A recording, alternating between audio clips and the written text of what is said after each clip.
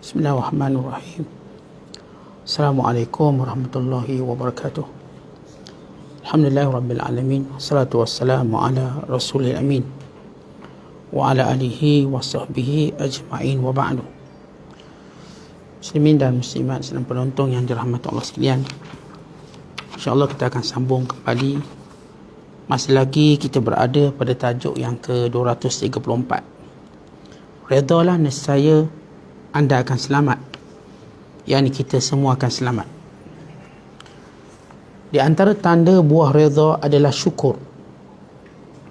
Keredaan akan membuahkan rasa syukur yang merupakan tingkat keimanan yang paling tinggi, bahkan merupakan hakikat daripada keimanan itu sendiri.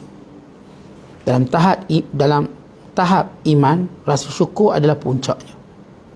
Orang yang tidak redha terhadap pemberian Allah Ta'ala, keputusan Allah, penciptaannya, aturannya, terhadap yang diambil dan yang diberikan, tidak akan dapat bersyukur kepada Allah Subhanahu Wa Ta'ala. Dan itu artinya orang yang bersyukur adalah orang yang paling menikmati hidup. Buah ketidakredaan adalah kufur. Sikap tidak menerima akan menghasilkan kebalikannya, yang terbalik, kufur terhadap nikmat, yang boleh jadi ke arah yang lebih ekstrim, kufur terhadap yang memberi nikmat itu sendiri. Ketika hamba itu redha kepada Tuhannya, bagaimanapun keadaan yang melingkunginya, maka itu akan mendorongnya untuk bersyukur kepadanya, sehingga dia menjadi orang yang redha dan bersyukur. Ketika hamba itu tidak dapat redha, maka saat itu dia termasuk orang-orang yang tidak menerima dan berjalan di atas jalan orang-orang kufur. Adanya penyimpangan dalam keyakinan di hati dan agama disebabkan kerana hamba itu hendak menjadikan dirinya sebagai Tuhan. Bahkan dia berani mengatur Tuhan yang sesungguhnya dan menghalalkan dengan lancangnya terhadap Tuhan mereka apa sahaja yang mereka sukai.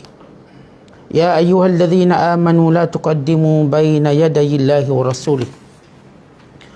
Wahai orang yang beriman, janganlah kamu mendahului Allah dan Rasulnya. Ketidakredaan adalah perangkap syaitan.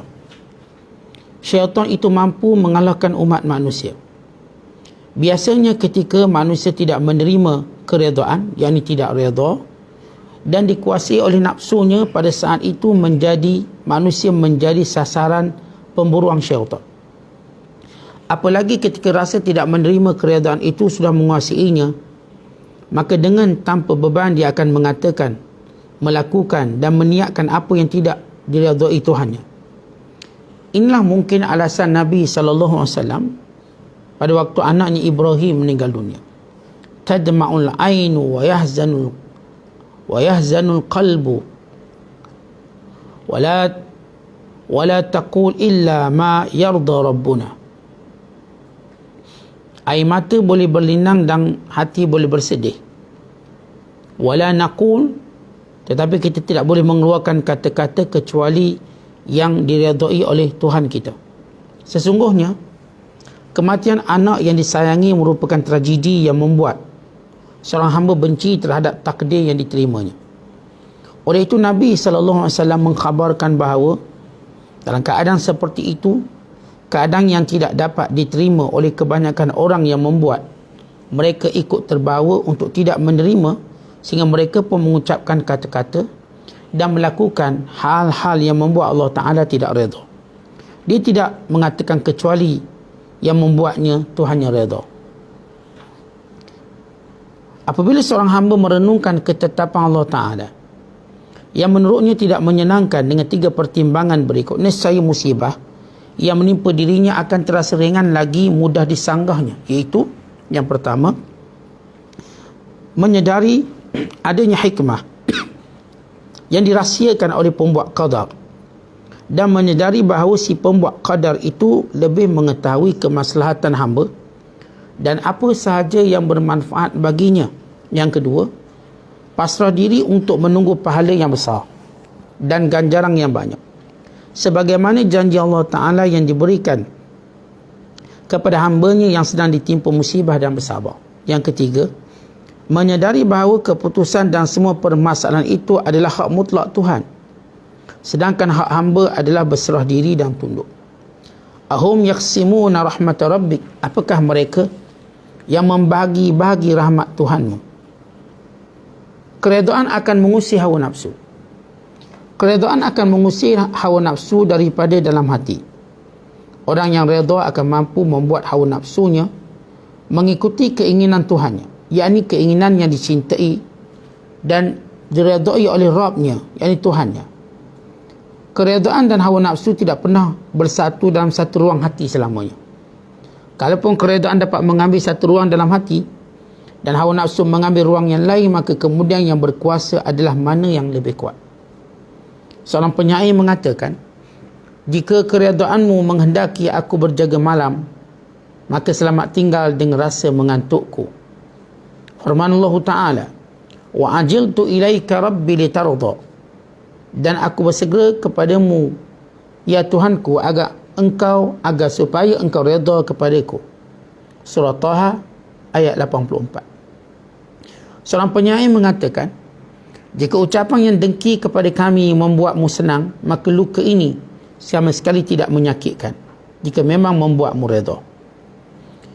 Sabda Rasulullah sallallahu alaihi wasallam, ta'arraf ila Allah fi ar-rakha'i ya'rifka fi shiddah.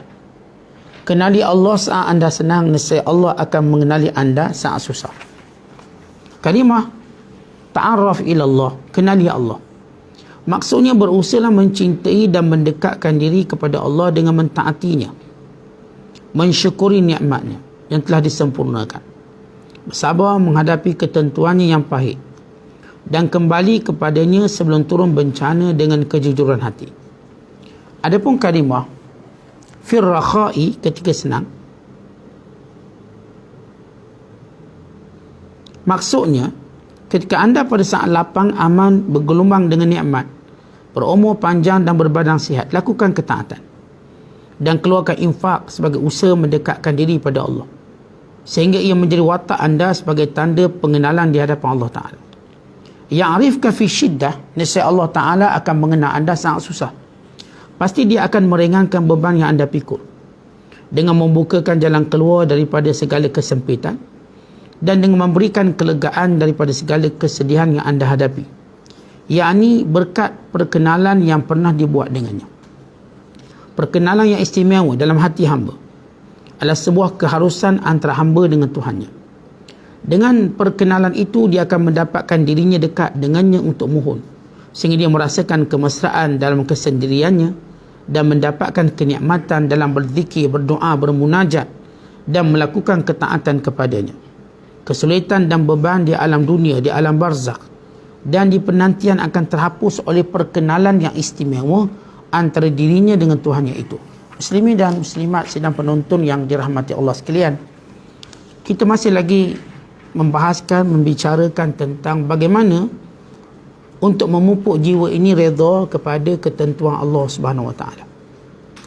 Dan apa jadi kalau sekiranya seorang itu tidak redha kepada ketentuan Allah? Dan apakah perkara-perkara atau mungkin kita sebut makhluk-makhluk, faktor-faktor yang mengganggu jiwa redha kita kepada Allah? Ya, manusia kalau merenung kembali tentang dirinya, maka dia mengetahui dia tidak ada apa-apa. Hal ata 'alal insan hinum minad dahr lam yakun syai'an madhkura.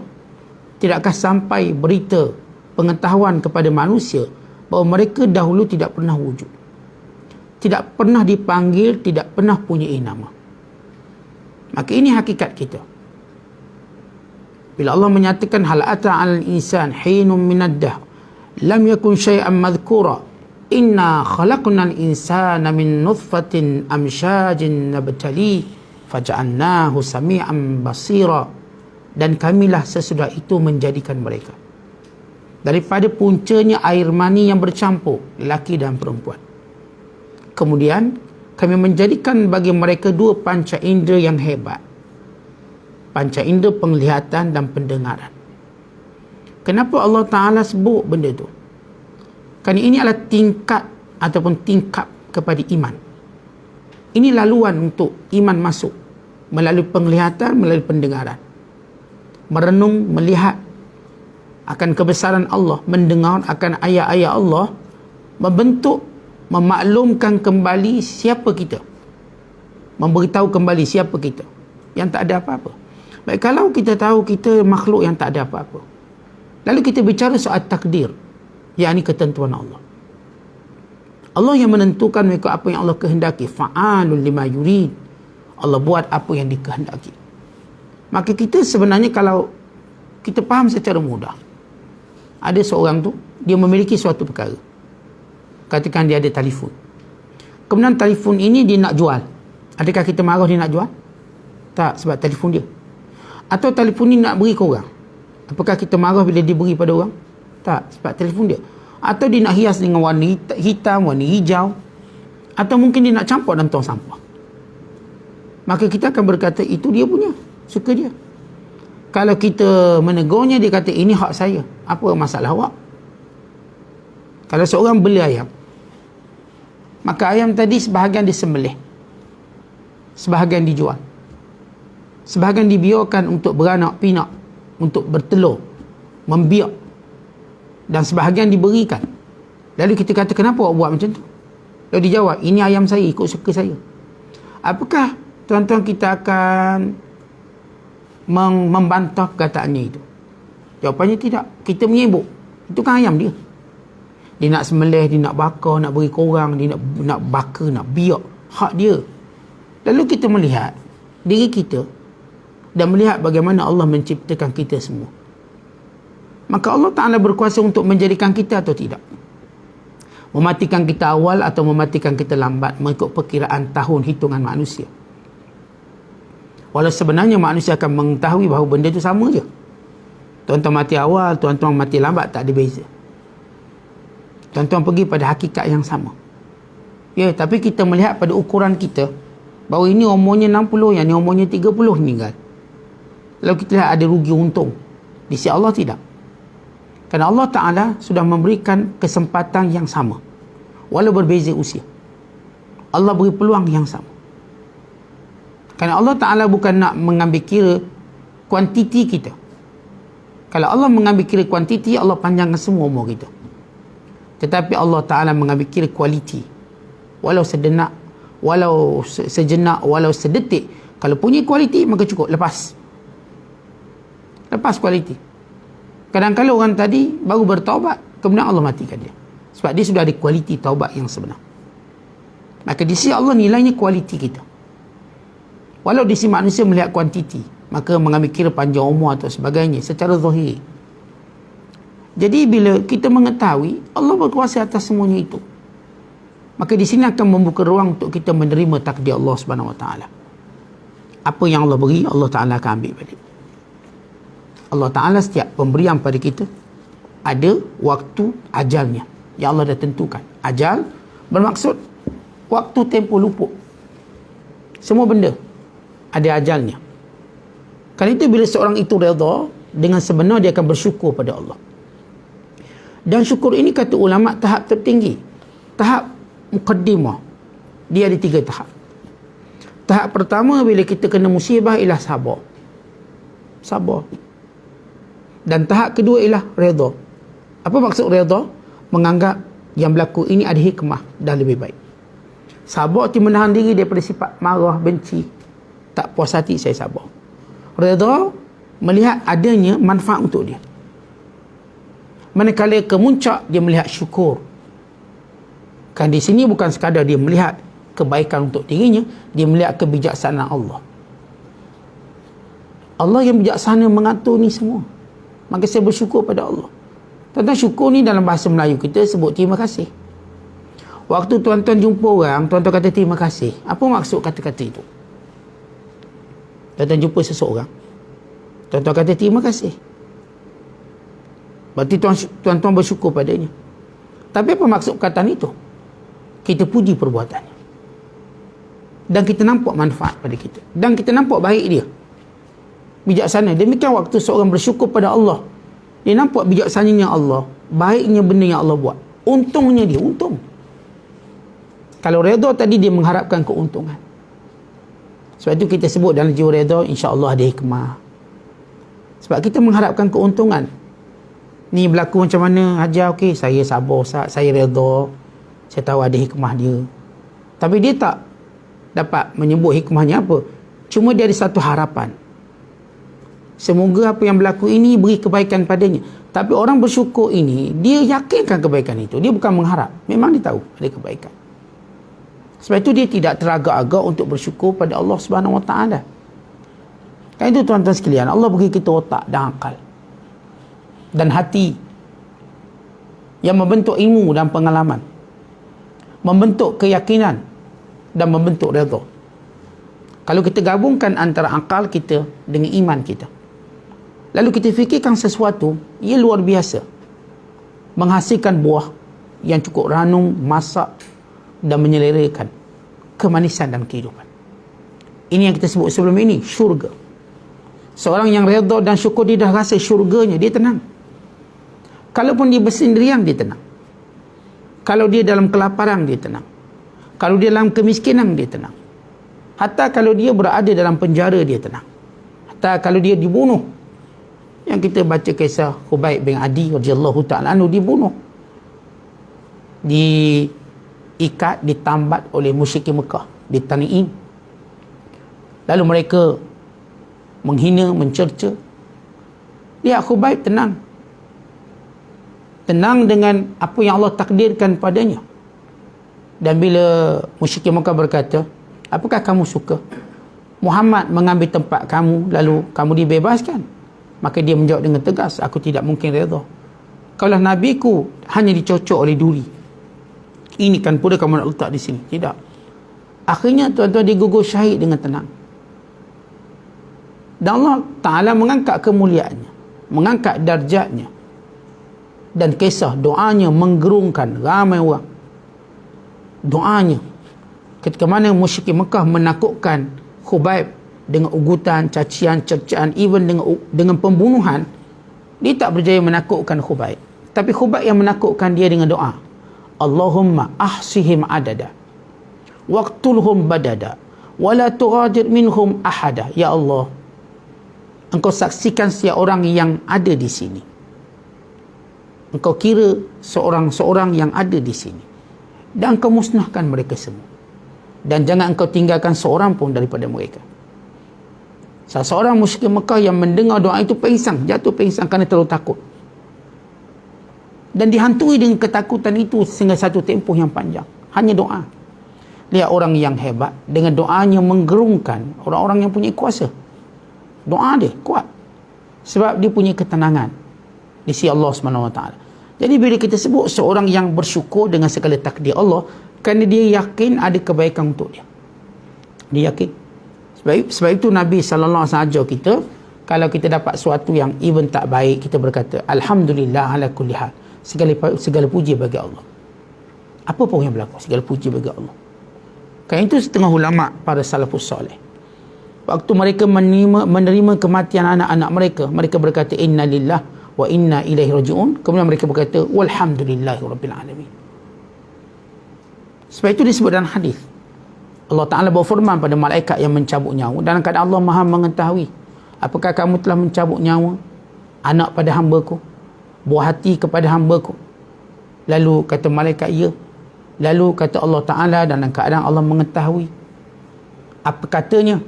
Lihat, malaikat ni berkata, hamidaka wastarja', dia memujimu, wastarja', dan mengucap inna lillahi wa inna ilaihi raji'un. Artinya tuan-tuan, kita disunatkan waktu mana kita mendapat musibah itu bukan sekadar menyebut inna lillahi wa inna ilaihi raji'un dan membaca doa yang diajar oleh Rasulullah SAW pada Ummu Salamata, Allahumma ajurni fi musibati wa akhlif li khairan minha, atau wa akhlif li khairan minha. Kemudian kita menyebut walhamdulillahi rabbil alamin. Segala puji bagi Allah. Tuan-tuan, ini bagi membuang was-was dan membuang wasangka buruk atas takdir yang kita zahirnya tak suka, walau kebaikannya banyak. Tuan-tuan, bila kita faham begini, kematian itu bukanlah perpisahan. Kematian itu bererti seorang akan menunggu kita terlebih dahulu. Dia akan menunggu kedatangan kita. Tapi kalau kita cakap pada isteri kita, kita beritahu pada isteri kita, okay, awak pergi lambat sikit, abang pergi dulu, nanti abang tunggu awak kat sana. Sebab abang nak kemas, nak siap semua benda. Bila awak datang, abang dah sambut awak.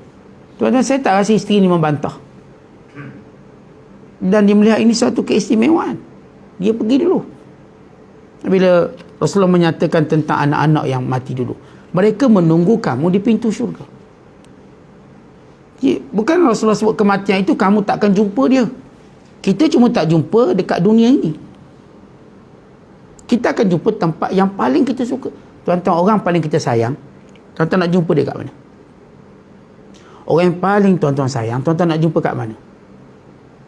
Tuan-tuan pasti memilih tempat yang paling indah sekali. Suka tak kita kalau pasangan kita, kalau anak-anak kita, kalau kawan-kawan kita, dia kata, aku nak ajak kamu jumpa tempat paling berprestij. Tempat yang paling hebat. Dikelilingi oleh bunga-bunga, kehijauan taman, dengan desiran airnya, dengan kicauan burung dan unggasnya, dengan segala keindahan. Suka atau tidak? Kita kata suka. Ni candlelight-nya nampak. Kita happy sungguh. Hanya untuk ajak kita makan malam atau sebagainya, kita seronok, kita bersiap awal untuk pergi. Tuan-tuan, orang-orang yang meninggalkan kita dulu, mereka menunggu tempat yang lebih hebat daripada apa yang saya sifatkan. Mereka menunggu di syurga, mereka menunggu di tempat-tempat yang saya katakan semua orang akan pergi, dan semua akan merindu tempat tersebut. Sebab itu kita pernah baca hadis Nabi SAW, bila matinya seorang yang beriman, maka orang-orang yang mengenalinya dahulu di dunia, sama ada isterinya, suaminya, akan menunggu dia. Sepanjang laluan dia, sebagai satu berita gembira, sepanjang laluan dia daripada bumi naik ke langit untuk mendapat redha Allah, sebelum Allah Ta'ala perintahkan malaikat membawanya turun kembali untuk berada di alam barzakh. Maka roh-roh yang baik yang mengenalinya, dan dia mengenalinya, dia, kalangan orang yang disayanginya, dicintainya, maka sudah menunggu, menyambutnya sebagaimana orang musafir yang jauh yang pulang ke kampung. Tetapi itu, kalau kita faham nilai-nilai kematian dan juga musibah, kita akan bersyukur pada Allah Subhanahu Wa Taala. Dan kalau sekiranya kita tidak redha, apa berlaku? Kufur. Orang yang tidak redha kepada takdir Allah seperti dia nak jadi Tuhan. Dia nak menentukan takdir itu mengikut acuang dia, mengikut keadaan dirinya. Bukan kadang-kadang tuan-tuan dia bersifat nak ajar Tuhan. Ya Allah, kenapa begini? Kenapa ni pergi dulu? Kenapa engkau musibahkan ini? Kenapa tidak yang ni? Kenapa engkau jadikan orang-orang zalim punya kuasa? Orang-orang baik sentiasa dizalimi dan dibinasa. Ada orang nak arguing benda tu, maka dia cuba mengatur aturan Allah Ta'ala. Kita lihat kadang-kadang orang baik sentiasa dibuli, yang jahatlah yang dapat kuasa. Kita terfikir kenapa tak ada orang baik pegang kuasa, supaya kita rasa keadilannya, kasih sayangnya, supaya kita nampak penilaian yang baik. Ni alih-alih yang naik ini yang jenis mengambil duit rakyat, menindas rakyat dengan cukai, mengenakan undang-undang yang menyusahkan. Segala-galanya satu dunia menyaksikan benda yang sama. Tetapi kita bukan bercakap pada tempat kita, kita bercakap pada seluruh dunia begitu. Semua orang tidak berpuas hati dengan pemerintah mereka, tidak puas hati. Sebab itu mereka mengadakan pilihan raya setiap 5 tahun, setiap 3 tahun. Kerana sifat tidak puas hati tidak pernah luntur. Pemerintah yang dilantik silih berganti dengan parti dan sebagainya, masih lagi membawa rentak yang sama, tidak mempedulikan secukupnya hal keadaan rakyat. Tidak. Walaupun mereka berkata sebelum naik begitu, begini, waktu naik mereka hampir serupa. Tidak banyak yang kita dapati perubahannya, tidak banyak. Maka mereka kecewa. Tuan-tuan, bagi seorang yang redha dengan takdir Allah, mereka tahu ini ada hikmahnya, mesti ada kebaikannya. Mungkin ada suatu teguran Allah kepada orang-orang baik. Kenapa kamu tidak boleh jadi pemimpin, sedangkan orang jahat terus mengambil tempat-tempat kepimpinan? Mungkin ada sebabnya kenapa kamu orang baik tak mampu nak kaya, orang-orang jahat dengan mudah kaya. Walau kita bercakap tentang persoalan berkat rezeki atau tidak. Maka semuanya ini bagi orang yang memahami takdir Allah, mereka faham apa yang Allah kehendaki. Mereka tahu apa yang Allah Ta'ala sedang mendidik mereka. Tapi orang yang tidak tahu, dia cuma mengajar Allah, kenapa begitu, kenapa begini. Bukankah kita sudah baik? Kenapa kita tak naik? Kenapa tetap naik orang ni, orang tu dan sebagainya? Dia tidak faham aturan Allah. Kalau dia faham aturan Allah, sebagaimana kita membaca kisah Nabi Allah Musa AS dan Khidir. Macam mana Khidir tak faham aturan Allah pada permulaan. Ini satu perkara yang memenatkan Musa memikirnya, sehingga Khidir menerangkan, ini aturan Allah yang kamu tak nampak. Kamu tak nampak ni anak ini dibunuh sebab apa, kapal ini dirosakkan sebab apa, tembok ini dibangunkan kembali sebab apa. Banyak perkara yang kita kena belajar dalam hidup. Kebaikan bukan yang kita lihat sekarang. Bukan kebaikan juga bukanlah kita melihat perkara yang akan datang. Kebaikan satu perkara yang kita bawa bertemu dengan Tuhan. Maka itulah kebaikan. Dan kita memang diuji di sini. Dalam ujian-ujian Allah untuk kita bawa kebaikan bertemu dengan Allah. Maka waktu kita mati, walau dalam apa keadaan pun, maka kita akan bawa kebaikan tadi. Ya Allah akan menilai kita. Dalam karungan kebaikan kita, banyak mana yang bernilai, atau banyak mana yang akan dibuang sebagai sampah. Semuanya itu adalah nilai perjuangan kita dalam kita memahami segala aturan Allah SWT. Baik, satu perkara juga kita kena faham. Seorang bila tidak redha pada takdir Allah, ini adalah mainan syaitan.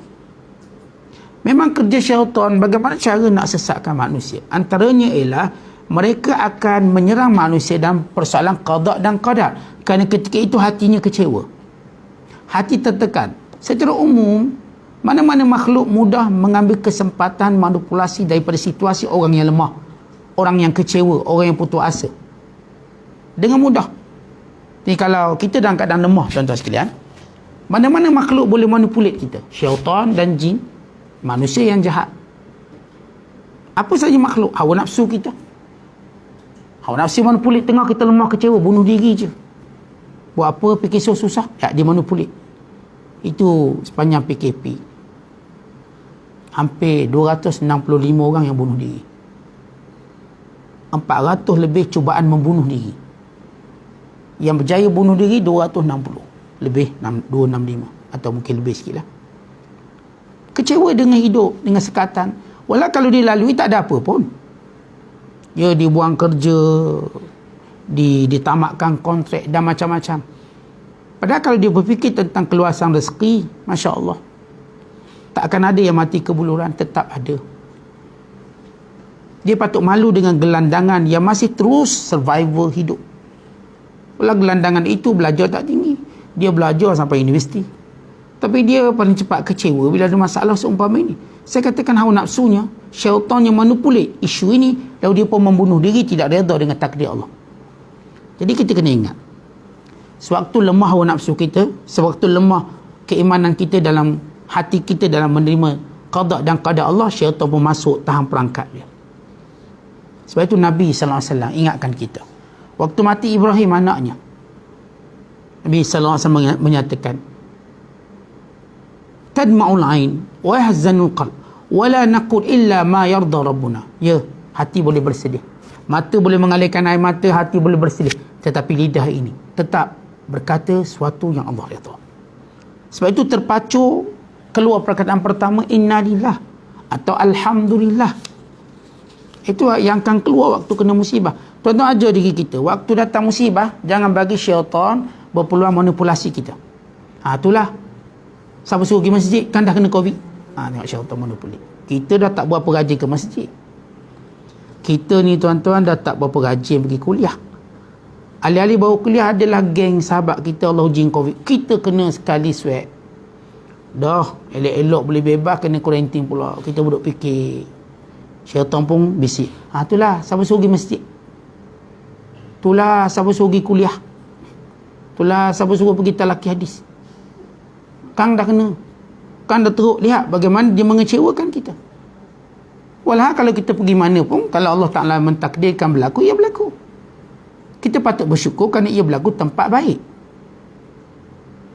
Artinya bila kita lihat cara positif, dia berlaku tempat kita sedang buat kebaikan. Kalaupun kita mati, dia saksi kebaikan kita. Tapi kalaulah kena dekat mall, tak serik pula dia pergi mall. Mall kena ni, dah 80 orang kena. Dah ada kluster mall, dia tetap pergi. Tu orang kena saat kita tak kena, pergi lagi. Pergi lagi. Pasar tu kena, pergi lagi. Tapi kalau masjid kena siap. Tu syaitan bisi, itulah pergi masjid sangat. Kau dah kata solat kat rumah je. Itulah pergi belajar sangat. Kau kata belajar sendiri je senang. Tak payah belajar dengan orang. Tuan-tuan, bila kebaikan, lihat bagaimana syaitan mengambil kesempatan manipulate waktu orang Islam kalah dalam perang Uhud. Syaitan melalui lidah orang munafik berkata, kalau kamu tak pergi perang macam kami, kamu pasti terselamat. Tak ada cedera parah, tak ada mati, tak perlu janda bini, tak perlu yatim anak. Tengok kami tak pergi perang. Dalam perang Uhud, orang munafik tarik diri. 300 orang tarik diri. Sehingga tentera Islam yang asalnya 1000 orang jadi 700 orang. Mereka nak lemahkan semangat orang Islam. Kemudian campur pula Allah uji orang Islam kalah dalam perang Uhud. Tewas. Ia kalah secara zahir walaupun menang secara moral dan sebagainya. Lalu kejadian ini diambil kesempatan betul-betul oleh syaitan. Diambil kesempatan betul-betul oleh orang munafik melemahkan semangat jihad orang Islam. Itulah kadang jangan pergi perang.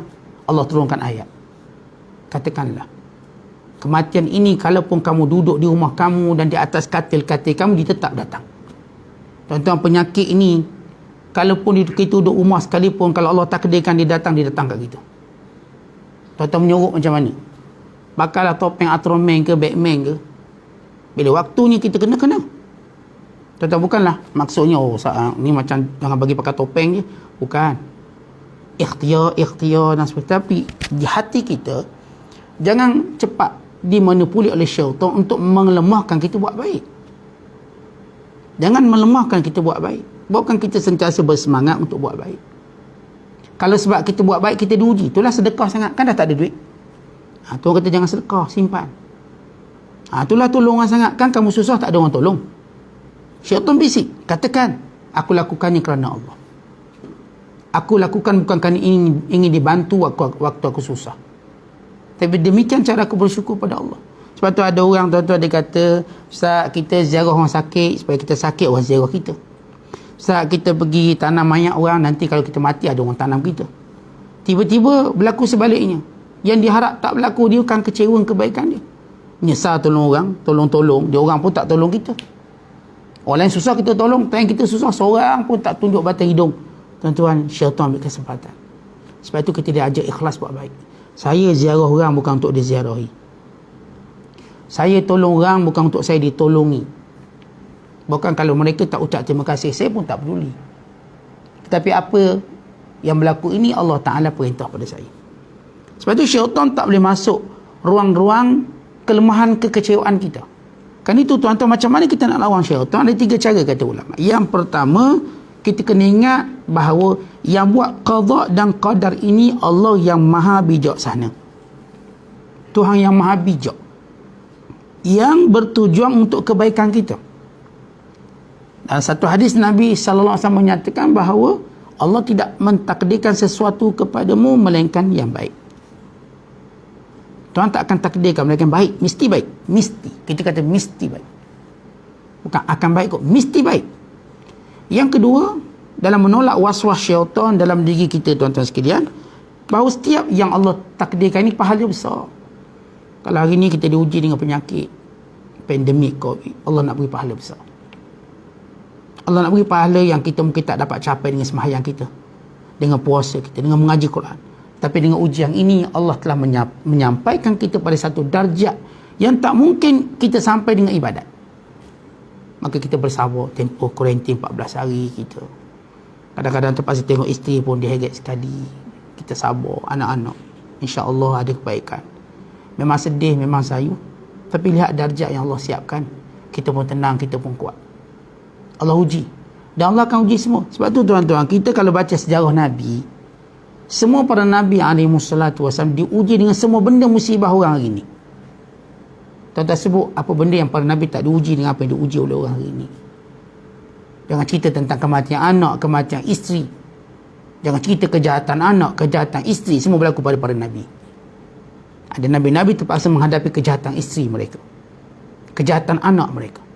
Ada para nabi yang terpaksa sedih dengan kematian isteri-isteri mereka, anak-anak mereka. Ada para nabi terpaksa menghadapi kecaman masyarakat mereka, penghinaan masyarakat mereka, dan segala kritikan-kritikan yang mengaibkan, fitnah-fitnah. Semua para nabi lalui benda tu. Kekurangan harta.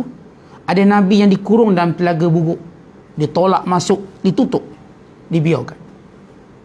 Bayangkan tuan-tuan, ada nabi yang dipenjarakan tanpa sebab. Tak ada sebab, tak masuk ikut mahkamah, tak masuk ikut pengadilan, tak ada peguam, tak boleh bela apa pun, sumbat. Bukan sehari, bukan 2 hari. Berbelas tahun. Berbelas tahun dipenjarakan. Ada nabi-nabi yang diuji dengan penyakit sampai terbuang dalam masyarakat.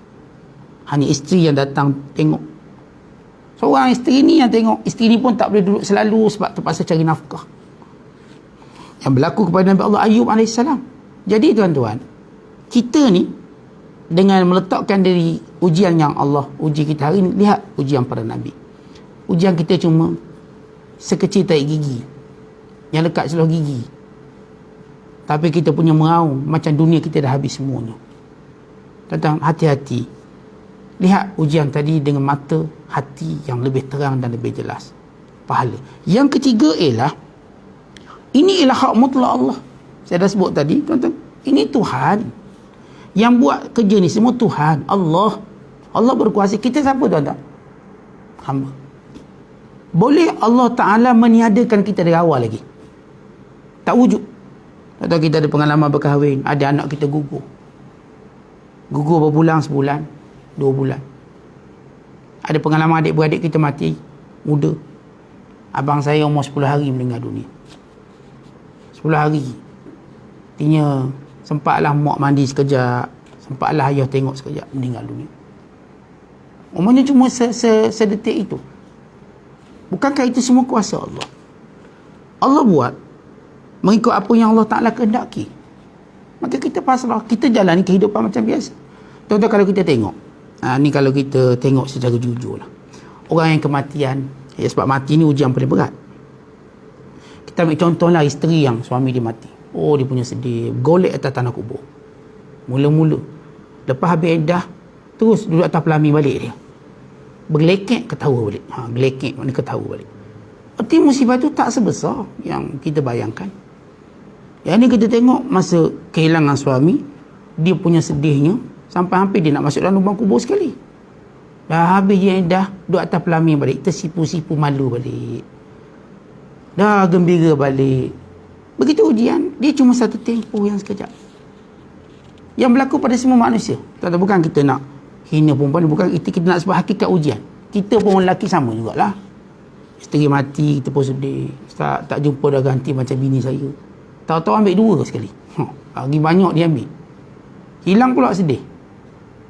Artinya, realiti hidup macam tu, tuan-tuan. Bukan kita nak tohmahan. Ini realiti hidup. Realiti.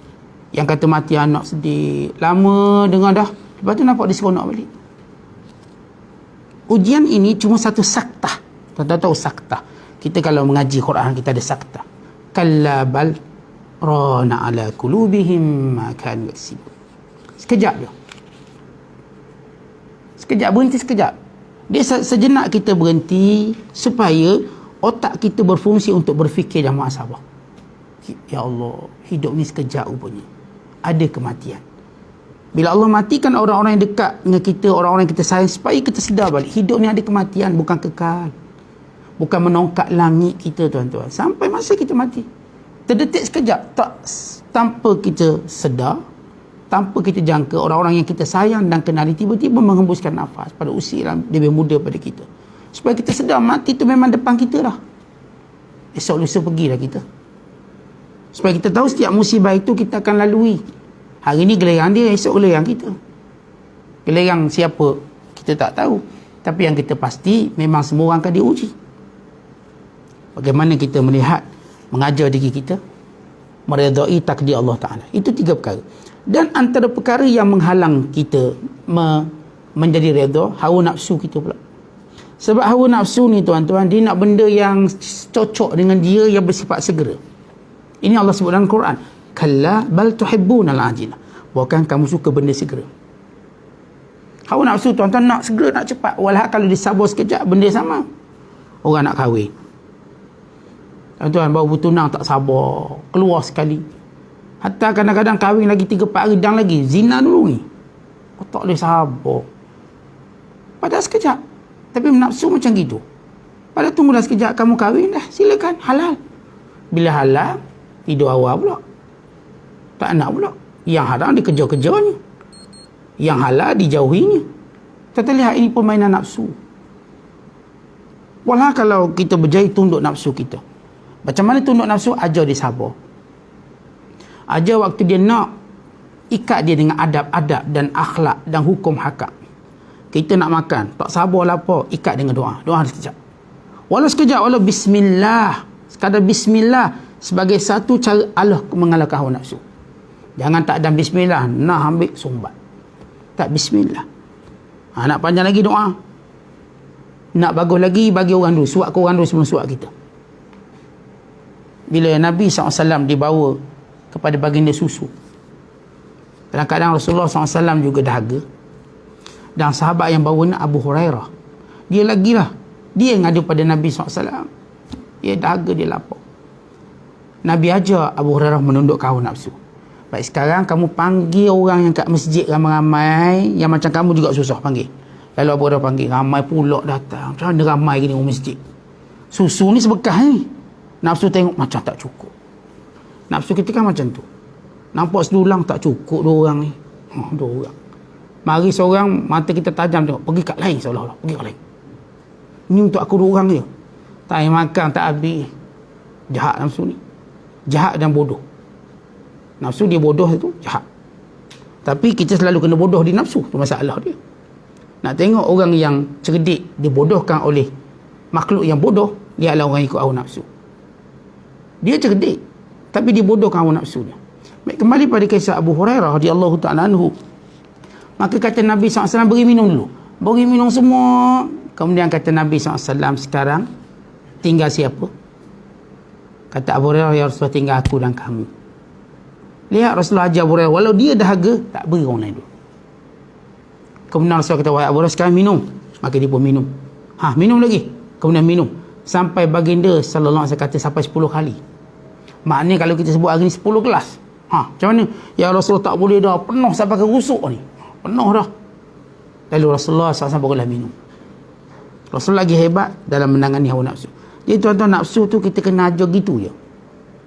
Itu cara menangani, bagaimana menjadikan diri kita kuat menerima qada dan qada Allah SWT. Dan kesimpulannya ialah tuan-tuan, apa yang perlu kita lakukan ialah sentiasa berdoa pada Allah. Tapi nak doa pada Allah, kita mesti selalu ingat Allah waktu kita senang.